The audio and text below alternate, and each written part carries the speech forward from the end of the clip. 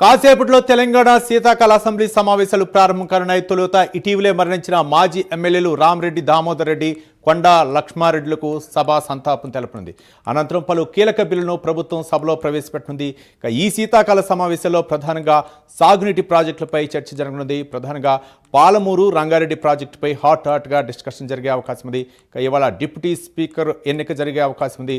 తర్వాత జనవరి 2 వరకు సభను స్పీకర్ వాయిదా వేయనున్నారు. అనంతరం సభ ఎన్ని రోజులు నిర్వహించాలనే దానిపై బీఏసీ సమావేశంలో నిర్వహించారు. ఈ సమావేశంలో question hour, 0 hour, special discussions పై అన్ని పార్టీల సభ్యులతో చర్చించే అవకాశం ఉన్నట్లు తెలుస్తుంది. పై మరిన్ని వివరాలు మా కరెస్పాండెంట్ అజీం అందిస్తారు. అజీం, చెప్పండి, శీతాకాల సమావేశాల్లో ఎలాంటి అంశాలు తెరపైకి వచ్చే అవకాశాలు ఉన్నాయనుకోవచ్చు? మరోపక్క ఈరోజు బీఆర్ఎస్ అధినేత కేసీఆర్ సభకు వచ్చే అవకాశాలు ఉన్నాయనుకోవచ్చా?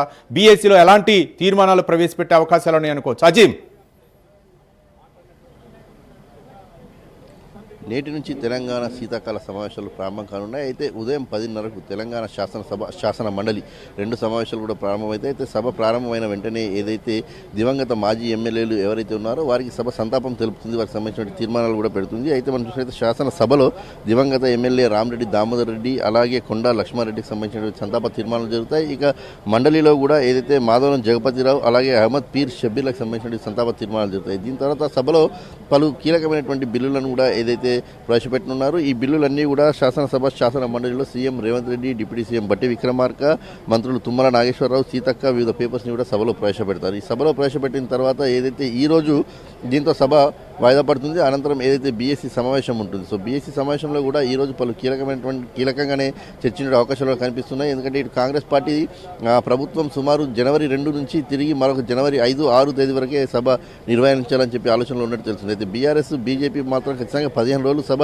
నిర్వహించాల్సిన అవసరం ఉంది. అనేక కీలకమైన అంశాలు ఉన్నాయి. సో ఈ అంశాలన్నిటిపై చర్చించాలంటే ఖచ్చితంగా స్పెషల్ డిస్కషన్, షార్ట్ డిస్కషన్స్ పెట్టాల్సిన అవసరం ఉంటుంది. కాబట్టి సో సభను 15 రోజుల పాటు కొనసాగించాలని చెప్పి కూడా డిమాండ్ చేసే అవకాశం ఉంటుంది. దీంతో పాటు question hours, 0 hour, short discussions ఇలాంటి అనేక అంశాలు, స్పెషల్ ఇష్యూస్ సంబంధించిన డిస్కషన్స్ పై కూడా ఏదైతే బీఎస్లో చర్చించి ఏ అంశాలు ప్రధానంగా చర్చించాలి, 0 అవర్, క్వశ్చన్ అవర్స్ నిర్వహించాలా లేదా ఇలాంటి అనేక అంశాలపై కూడా ఏదైతే బీఎస్సీలో చర్చించడానికి అవకాశం కూడా కనిపిస్తుంది. సో పూర్తిగా మనం చూసిన సమావేశాలకు ఈరోజు మాజీ సీఎం కేసీఆర్ కూడా హాజరు కానున్నారు. అయితే ఎప్పటిలాగే యథావిధిగా ఈరోజు సభకు వచ్చి తిరిగి సభకు రాకుండా ఉంటారా, లేదంటే సభ సెషన్స్ ఈ శీతాకాల సమావేశాలు అంతా కూడా వస్తారా అనేది కూడా చూడాల్సి ఉంటుంది. ఇక ఈరోజు ప్రధానంగా మనం చూసినట్లయితే ఈ శాసనసభ సమావేశాల్లో సాగునీటి ప్రాజెక్టులకు సంబంధించిన అంశంపై ఏదైతే ప్రధానంగా చర్చ జరగనుంది. పాలమూరు రంగారెడ్డికి సంబంధించిన అంశం, ఆ నీటి కేటాయింపులు ఎందుకు తగ్గించింది ప్రభుత్వం అని చెప్పి బీఆర్ఎస్ గట్టిగా నిలదీయాలని చూస్తుంది. ఇక దీంతోపాటు కృష్ణా నది జలాలకు సంబంధించిన వాటాలు అంశాలపై ప్రధానమైన ప్రాజెక్టులపై చర్చించాలని చెప్పి కూడా ప్రభుత్వం కూడా భావిస్తుంది. దీంతోపాటు పవర్ పాయింట్ ప్రజెంటేషన్ కూడా జనవరి 1వ తారీఖు సభ్యులందరికీ ఇవ్వాలని చెప్పి కూడా భావిస్తుంది. ఇదే పవర్ పాయింట్ ప్రజెంటేషన్ని